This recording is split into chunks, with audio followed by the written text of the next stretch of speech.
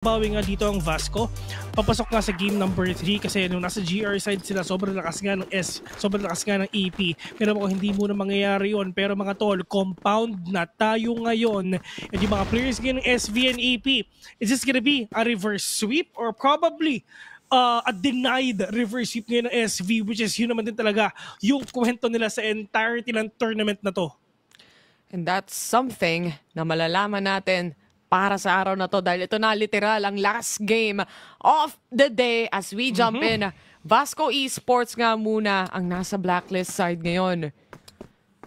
Tingnan natin, mali mo mag-game 5. Sa best of 3, no? Oo. Gulatin mo sila. Oo. Gulatin mo sila kung talaga pwede mangyari. Never let them know your next move. Oh, exactly. Grabe naman. Ramdam na ramdam ko at amoy na amoy ko yung ginagawa ni Pico. Pero pagdating naman, tumatambay bes eh. Oh. And for the C4. Nawala ako sa... Naiwan ata ang C4 sa bahay ni Bill. Oo. Grabe naman yung aso ko, nagtanim ng C4. Hindi ko pwede i-diffuse, boss eh. Nagkatrabaho pa ako. Oh, time is ticking away. Ika nga, para ma-diffuse yan. Pero simulan muna natin, syempre, ito smoking off the left and the right angles para sa side ng EP. And right now, hindi nila masagot to dahil wala silang makikita. But this is gonna be the waiting game mula sa EP side as they try to punish in. Papunta sa B. Pasok sila, may mga nag-aantay pa sa doors. Pero Fefetch already planting the C4 here. Sa 4v4 scenario, nag-aantay sila kung kailan nasunod na re-entry. Maraming flashes, maraming nades na dumadaan. Pero wall bang a YH for a double. Not gonna be the third one. A hold mula sa SV at a 1v1 done deal.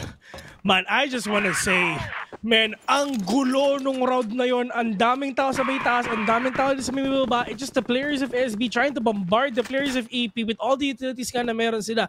Same goes with EP. Talagang batuhan talaga tayo ng bomba with all the flashes and the smoke. But at the end of the day, it's just yung mga bulls din talaga yung mga tumatama nga para sa kanila. But right now, KMG, with the pick nga na pinakita niya, with the 2K, at least giving them that hope that they're gonna win that round at buti na talaga nakuha nga nila and okay na yun. Bes, matinding team fight na yun actually.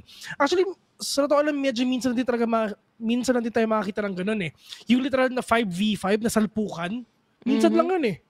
Wala rin kasi talagang lumaban dun sa mga initiating takes pagdating sa mid-control ng Vasco Esports dito. It was all on the site waiting for a retake to happen basically. And with that, syempre, dun sa loob ng retake mangyayari yung laban. Napakanipis. Meron ata na kung si First pero nahuli din siya. Nagkakitaan lang sila.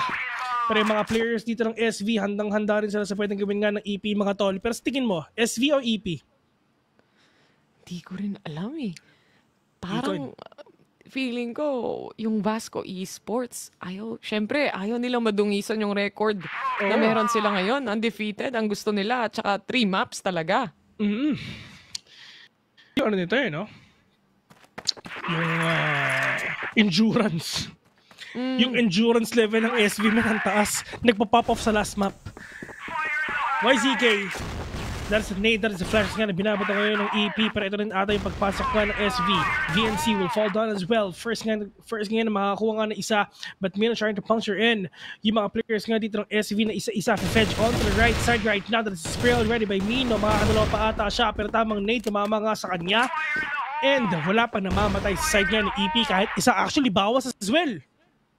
Hey KT, na sobrang low HP pa si YH ang una niyang makakasalubong and instead si YH pang nawala, but a quick trade mula rin kay YZK making things a little bit more crucial para sa side ng EP maipanalo as Mino will be able to shut down the last remaining player EP to take the round. Sabay ang pagpigas na pinapakita nila. May matinding pagbungad lang talaga yung mga pinapakita nga nila at yun na nga, SV and EP, we have no issue talaga yung pwede manalo sa kanila, pero ang importante, yung mga utilities, tumatama, flashes and smoke as well.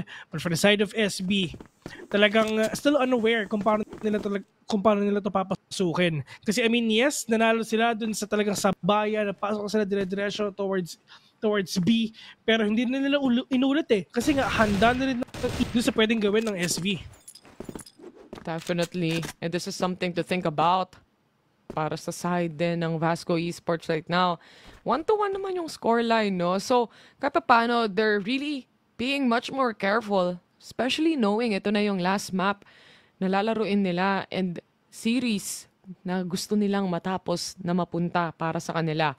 It's a slow take for the time being from Vasco Esports.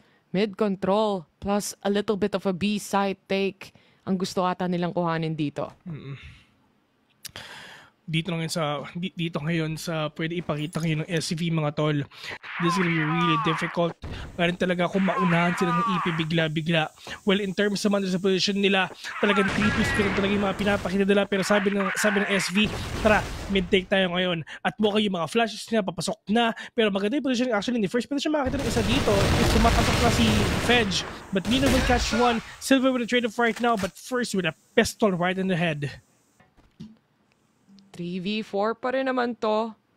And still, 47 seconds remaining on the clock. Pero yung C4 na drop sa harapan ni First. Papalibutan siya ng 4 na player dito. Makakasurvive ba siya? Mukhang hindi na. SMG shuts him away. And YH to try and recover the kills. Instead, through window, makakakuha siya ng isa. Meron pang isang nasa labas ng door at nakaabang na ang Vasco Esports dito. Fefetch secures one pero meron pang kasama yan. As Zay gets punished, it's now a 2v1. Alam na rin nila ang posisyon ng last player. And that's AKT to shut him away. Ubos oras talaga nasa isip nila para nga makabawi dito sa game na to. And now, yung mga players ng SV, bumabawi na rin talaga pa unti-unti. Tulad ng nangyari kanina. It's all about yung chess play nila, yung coin flip talaga na pinapakita nga natin ngayon.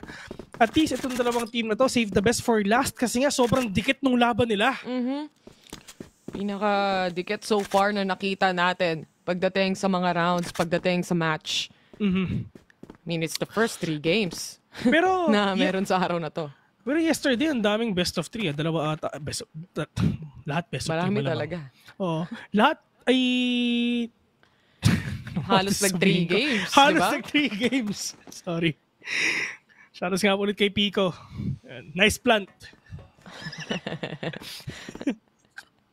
Actually, hindi nga siya nakapag-plant best eh. Oh? Talagang ramdam ko lang talaga yung bomba niya sa katawan niya. Pero ayun, yung mga players dito ng SV mga tol, saan ba sila pwedeng pumasok dito? Pwedeng mid, pwedeng ulit lang gamitin yung ginawa nila kanina. Pero at least kita natin si MG with 4 kills already, trying to make a name for himself together with YH and Nino. Talaga sobrang hard hitters para sa kanila. Napaka-consistent so far ng playstyle dito ni na MG. Pero ito, mukhang si VNC ang mabubura. He jumps out of his possession. Flashed off din ang ilan sa mga players right now. But in the end, still a 4-man squad para sa Vasco Esports na naghahanap ng space. Mukhang it's gonna be a B-side take pero masasandwich sila dito possibly. Sandwich play it is, yung nasa isip nila, pero Mino trying to be really aggressive right now, trying to catch these players off guard. Ito na ata yung aggression na nakikita nga natin ngayon. Will catch one already, try to follow up with a nade, pero Silva hindi ka na siya nahabol ngayon, pero at least nahabol pa rin siya with a kill again. White bumabawi pa, White with a 2K, AKT, the only man remaining on a 1v3. 2-2 ata yung makikita natin ngayon, Bessie. Makakatch ba niya or hindi? That is the biggest question of them all. Nakapalit siya ng isa though, pero yung isa medyo dumediretso pa, which is si Zay. Kung ako sa'yo, wag na. Antayin mo natin talaga mag-plant yung bomba para nga makabawi ka on retake ngayon. YZK getting tagged, pero mukhang babawi rin ata sila. Pero eto na, pumunta na sa dalawa. Yung players ngayon ng EP, nagkadalawa na sila with a double swing that they did. And now, EP, bumabawi na. Paano? Galing magtago-taguan tong mga players ng EP, bes. Sobrang galing nila magtago.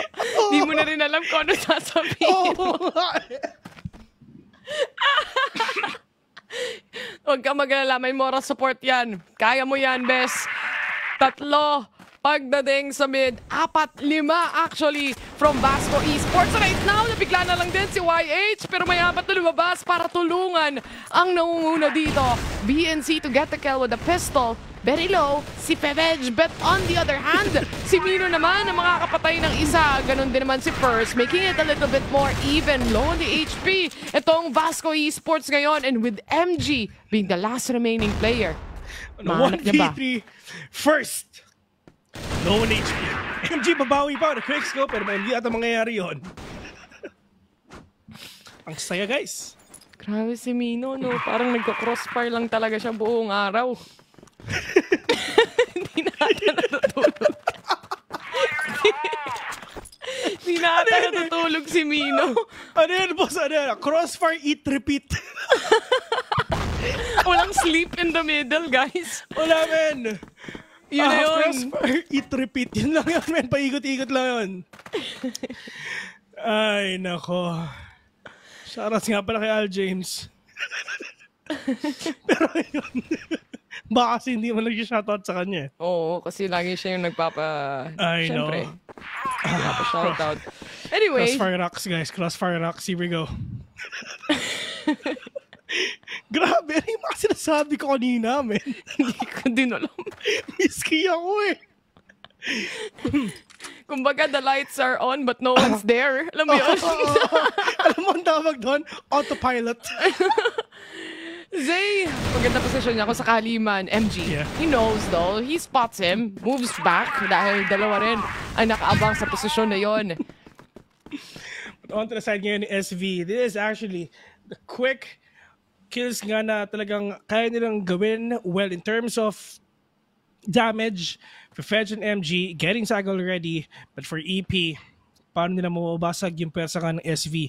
Well, actually, ito sana yung pwedeng nilang gawin na yung start in order for them to catch all the kills, in order for them talaga makakuha pa ng mas malaking paglamang dito sa team nila. But right now, for SV, it's just them. Medyo slow talaga yung approach nila dito. 40 seconds in, mga tol. Wala pa. Bawas yung EP. Talaga pinapakita nila na only time sila. Di nila kailangan mag-extend pero itong oras di na mag-extend dahil 30 seconds na lang ang natitira sa clock natin para makapag-plant sila ng C4 at napapalibutan ng EP. Itong mga bomb sites natin, BNC, he knows where First is pero siya pa din ang mangunguna sa pick-off na yan. Puro headshot ang makikita mo sa kill feed natin dahil lahat sila natanggalan ng ulo dito as EP yet again secures another round. It's actually headshots and yung blue kills talaga sa ating kill feed ngayon na talagang pinipigilan pa rin talaga nila yung aggression na ginagawa nga ng SV. Once again, walang pumili na itong mapa na to. So, yung mga players nga ng EP and SV, kitang-kita natin talagang wala silang lamang dito. Lahat sila pantay-pantay lang talaga. But for YZK, together with First as well, double setup ang talagang nasa isip nila. Isa sa A, isa sa B, just to equalize everything that they have. Can they equalize the score though for Vasco right now? A-site, never pa ata nating nakitang subukan tong makuha. Yeah. It's a lot of mid-action na gustong ipakita ng Vasco Esports dito.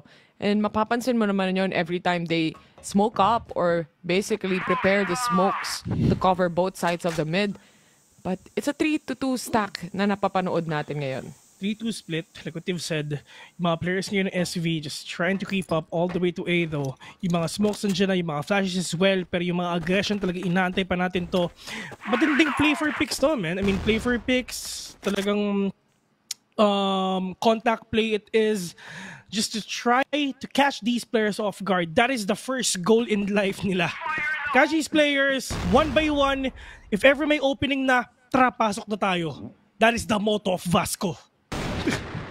Oh, Yun. huling-huli sa akto si YH. Di na rin siya nakapagtimpi at di na rin nakapag-antay. This time though, it's a 4v5 setup. Vasco Esports really draining down time here. Alam mo, Bessie, ayokong katapat yung SV.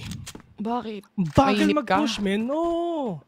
Ubus oras talaga. Ayokong katapat to. Ayokong makalaban to. Pero yung si Mino makakapitas na ng isa.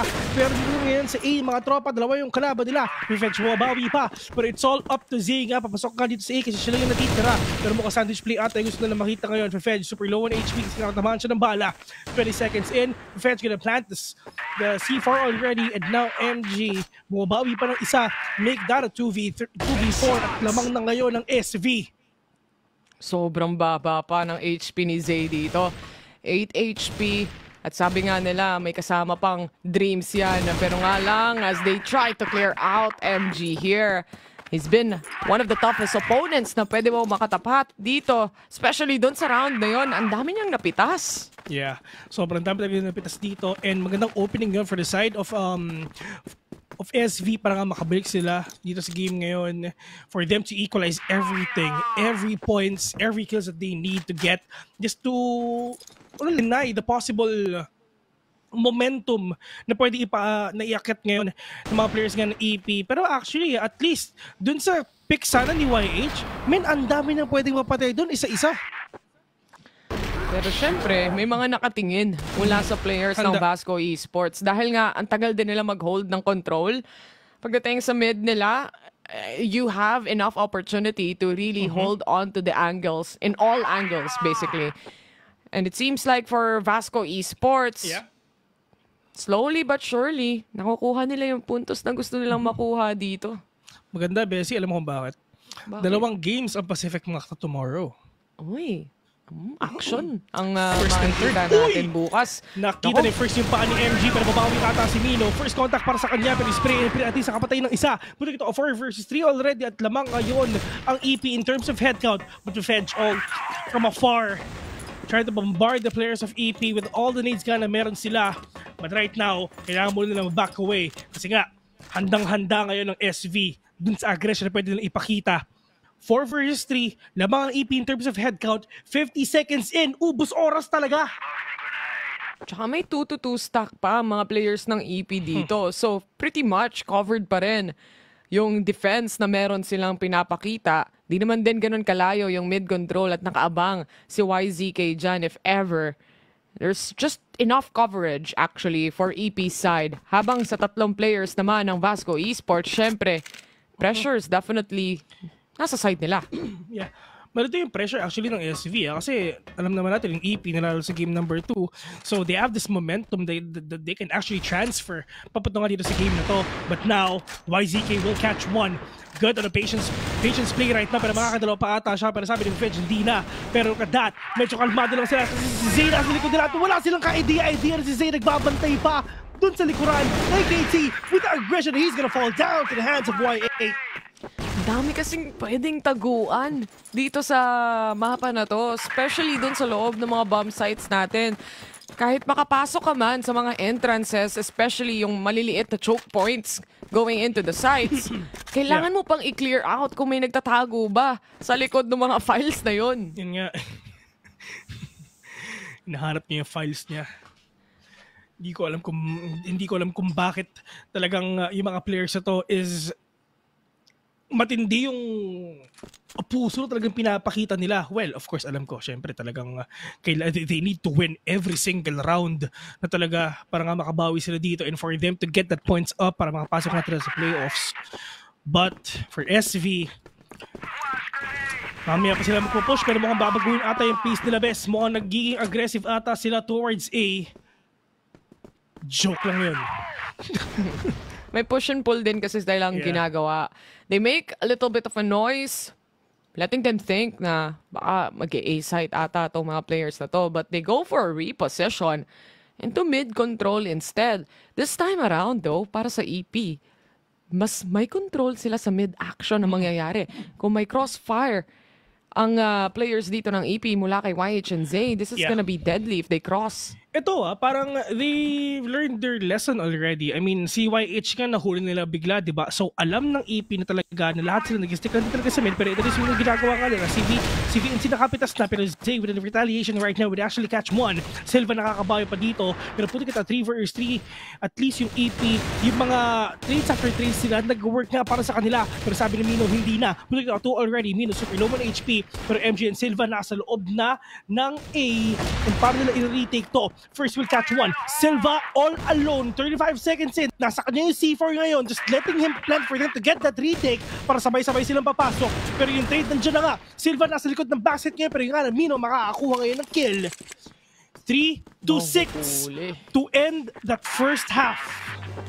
Grabe. I mean, the strength here for Evolution Power really is having a good read. Hindi makahanap ng buwelo at all itong Vasco Esports kung saan sila dadaan. Very much constricted yung mga entry points. And EP is doing really a good job pagdating doon sa mga trades na gusto nilang gawin. And even the kills itself. 6-3, ganito na naman ang sitwasyon, nakaipon ang EP ng at least a lot of points, 3 rounds na may advantage sila against Vasco Esports. Pero magsaswap tayo ng sides. Baka ibang storya dito. Yeah. Tingnan natin kung ano ba yung play na pwede ipakita ngayon ng EP though. I mean, anong klaseng solusyon na pwede nila ipakita? Is this gonna be the same thing as SVN, talagang sobrang ubos oras na? Or probably na talagang they can actually switch it up na mabilis, trying to be really aggressive, then biglang hindi na susunod, or it's really up to them kung paano nila ipupull it off. But right now, aside ng EP, bantayan lang, YH will fall down to the hands of MG. That's actually a shot through the smoke, by the way. At si Zay naman, nagbabato lang din ang utilities towards A site. Mukhang mas mabilis ang gustong take dito na nagmumula from Evolution Power. They also have mid control for now. C4, mata-drop ba? Dahil medyo mababa sa HP na ngayon si Mino, pero successfully, they punish in and punch in towards A. Mukhang isa-isang bumabagsak ang players dito ng Vasco. And now, AKT with such a low HP will also fall down. It's all up to Fefedge. Yeah. 4v1. 4v1, mas faster take ata pinapakita nga ng EPM compared sa pinapakita nga ng SV kanina. And now Mino will catch one. Well, in terms of one of them, getting that first kill nga, si YH na yung napatay. So that is a good opening for the side nga ng Vasco. Pero it's just nahabol pa rin ito ng EP eh. Niraparang din nila yung SV. Wala silang nagawa. We also utility play with them being really aggressive, catching them one by one. But now EP only needs 3 more rounds for them to win this map. They take a big lead. Such a big lead na medyo uncomfortable para sa side ng Vasco Esports at this moment. They still have that AWM sa kamay ni MG, who's been getting kills successfully, especially dun sa first half nila kanina. But again, for Vasco Esports, it's a lot of pressure they have to take in. Tignan natin kung paano yung approach na gagawin nila. Shoutouts nga pala, ipigil na sa likod. YH, tamang ambalang din. Itong mid-take na ginagawa nila ay nagpaparamdam lang sila, pero it's all gonna be a sight yet again. AKT and MG successfully taking them down rather, one by one. A 3v2 scenario na ngayon onto the corner. Hindi pa rin nila nasilip si First. Cheeky angle para sa kanya, and mula sa taas si YZK naman ang makakahanap ng kill. And now we are down to Fefedge yet again. This is actually really bad for the side of SV kasi lamang na sila, pero nakuha pa rin talaga ng EP to isa-isa. Pero First, okay siya muna yung aleng ngayon, tapos mag-swing si YZK for him to get that kill. 2 more rounds for EP and they're gonna win itong mapa na to. At para maiba na ang kwento sa side ng SV, na panalo sila sa una, talo sa pangalawa, at panalo sa pangatlo. At now EP trying to change that story. One more point para sa kanilang match, and even a series point sa mapa na to. Vasco Esports, napako sila sa 3. Yeah. Mula kanina, hindi pa sila nakakakuha ng rounds kahit sa depensa nila. You know what? I really thought that it's gonna be parang coin flip battle, parang chess lang din talaga. Kanina eh. Sobrang dikit eh. 3-3 tapos biglang dire-diretso ng EP. 5 consecutive rounds. Yeah. But for EP right now, we're gonna get to see kung paano din ba talaga approach yung pagpasok nila sa A or B. mas mabilis yung approach ng EP compared to SV eh. Kasi SV tamang napapansin natin na parang ini-scale nila every round eh.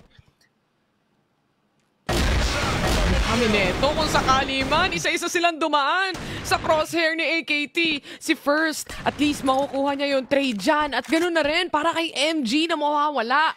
It's still a 3v2, doable para sa side ng EP, but dwindling down the numbers makes it a lot more difficult to take on a side. Lumalamang na ngayon ng SV, yung pinakakailangan nila.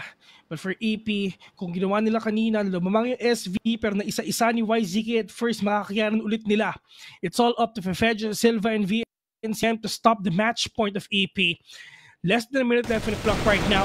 Pero yung C4, YZK getting tagged already. Pero tamang nade natin talaga. Pero YZK makakapatay pa ng isa. Pero kasi yung follow-up ka na pwedeng gawin ngayon ng SV. Andun si VNC para makabawi pa dito. It's all up to First. Yes, may siya pero may pistol pa siya. Malay mo, makuha pa niya. On a 1v2 scenario, medyo malayo pa sila Silva and VNC. And he can actually get that C4 for him to plant here in A. Sa totoo lang, Bessie, winnable pa. Pwede pa. Definitely a winnable scenario. Nasa kanya naman yung C4 kahit pa paano, but he has to make space. Wala siyang idea, wala siyang clue kung saan nga ba nagtatago ang last two remaining members dito ng Vasco Esports. Still have more than enough time as well.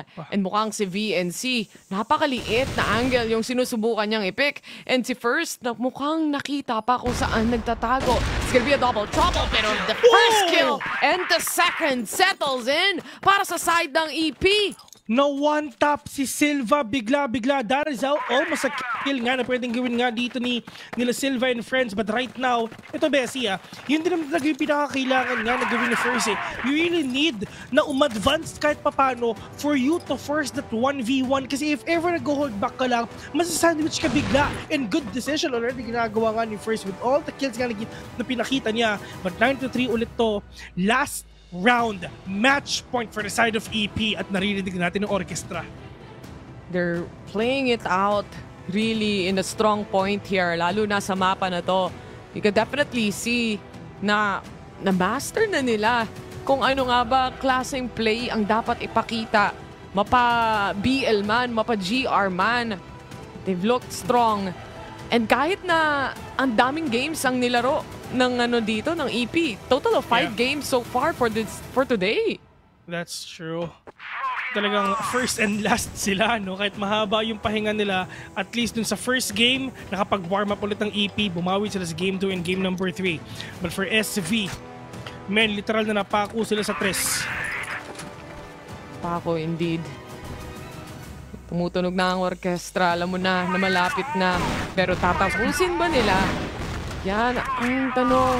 A lot of pressure, a lot of utility play pagdating sa mid-control. Zay to fall down at mukhang magugulat sila na si Fej mag-wide swing pa nga.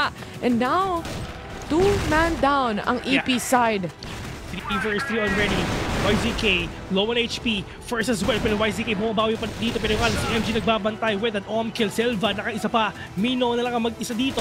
Panong 1v3 scenario. Spray and pray. Mino will catch one. Medyo buhay pa to. Medyo mataas pa ang buhay na. Pwede pa siya makabawi. Pero wala na siyang utilities kahit isa. Yung C4 nasamba. Nasa kanya. Make na 2v1 right now. Dapat nga ba yung first pick mo? Will catch one already. Pero nasa likod mo yung kalaban mo. Oh no, naglilikuran sila. Pero nilapas yung pistol at Sin who's gonna win this. Isa pa ba? O tapos na? Sino yung manaralo dito mga tropa? Mino nagbabantay. Nag-aantay. Nilabas yung M4. Iwatig na natin kung kaya pa ba. Kasi nga si MG really desperate for him to win this round. Hindi niya na alam kung saan angle at yun ang nahanap niya pa. May isa pang tsansa dito ang Vasco Esports at gumalaw na finally ang baso nila. It took them 6 rounds para makabawi. At 1v1 pa yon.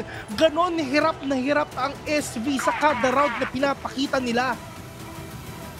That was a lot to take para sa side ng SV dito, but they still managed to pull off at least a round here. Pero hindi pa rin tapos ang lahat. Siyempre, hindi mo maalis na nasa match point dito ang EP. Andyan yung pressure, andyan ang lahat. But can they overcome it? That's the question. Sobrang pressure talaga yung nangyayari ngayon sa SV. Kailangan nila na stick lang yung storya nila na sila yung panalo sa pangatlong mapa. Pero sabi ng EP, hindi na. Today, it will change. Tingnan natin kung mag-change nga ba talaga dahil mukhang nag-iba din ang positioning dito ng Evolution Power. They do have one lurk. Yeah. But they still do a group meeting pagdating sa mid-control. Sama-sama lang daw sila, sabi nila, pero napakadaming mga smoke, napakadaming ecoms nga mga tropa, yung flash and jump pa, double smoke nga, binabato ngayon ng mga players nga ng AP, pero alam nila kung nasan. YH getting tag already, si AKT buhay na buhay pa, pero tignan natin yung spirit and kung makakakuha ba ng isa. AKT will catch one, MG as well, buhay pa yung mga players ngayon ng SV, and now AP talaga nag-i-house na. Wala pang bawas actually SV though, Magmino with a swing will actually fall down to the hands of Fedge. YZK in first was trying to make a name for themselves. Binubuhay pa na yung buong team niya. At sabi nila, kaya pa kahit 2v3 to, lamang pa ang SV sa round na to.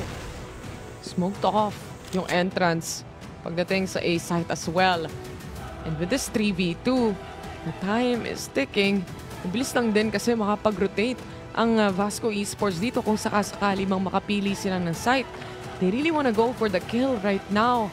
But then again, an AWM, an AK, on the other hand, dito na ba matatapos ang lahat o makakaisa pa ang Vasco Esports? Is Silva doing a lot of damage pagdating kay YZK, and he gets the kill with the nade. The first one, and speaking of first, si first na mawawala din ngayon. 9-4, hindi pa tapos. 9-5 ang ating score ngayon mga tropa. Talaga bumabawi pa dito ng isa ang Vasco. Hindi pa naman tapos to. As long as buhay pa tayo hanggang hindi pa 10 points ang EP, pupusuan talaga natin to. Pero yung mga players ngayon ng EP, at least handa sila. They have a lot of rounds to lose actually. From 9-3, I mean, ilan pa habulin nila? Literal na 6 pa. Pero ngayon, 4 na lang. Pero as long as nananalo na dito ang SV, as long as nakakakuha sila dito ng magandang momentum talaga, ito na talaga yung simula ng pagbangon nila. Pero pagdating naman dito sa EP, at least yung approach na pinapakita nila, sobrang ibang-iba talaga sa SV. SV, sobrang ubos oras pinapakita nila. But for EP, as long as alam natin yung opportunity nga for us to push, for us to kill, papasuko na naman na talaga natin yan. But for AKT, sagot niya, makikita na niya yung mga kalaban niya together with MG as well. Pero tingnan natin if ever they have that information for them to push in. You still have the nades, you still have the smoke, you still have the flashes as well. But for EP, just waiting for the perfect opportunity again for them to push. Pero yun na nga, MG will catch one. Nilabas yung pistol na, let's see if ever makakaisa pa ba. Pero sabi ni MG, makakadalawa na siya. Putting it on fire for steal already. MG, natamaan siya dito ng counting bala. Pero yung mga players dito ng EP, at least back off muna. Pero hindi, magpupush sila.